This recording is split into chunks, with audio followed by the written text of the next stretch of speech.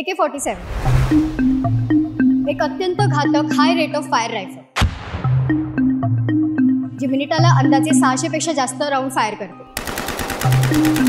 तीच बंदूक चालवत ते दोन तरुण CST स्टेशनवर थांबले।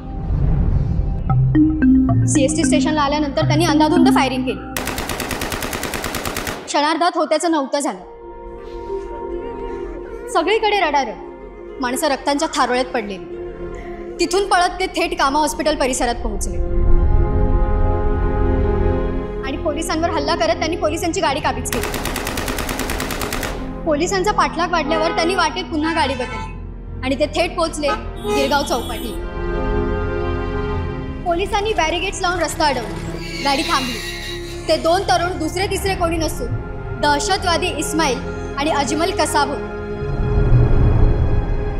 एक सहाय्यक पोलीस निरीक्षक निशस्त्र हातात फक्त एक काठी घेऊन पुढे आले। त्यांनी दरवाजा उघडला आणि तोच कसाबने त्यांच्यावर गोळ्या झाडल्या।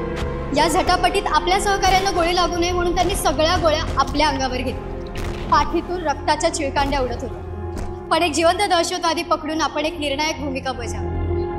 याच अभिमानाने वीर तुकाराम ओंबळेंनी आपले प्राण सोडले।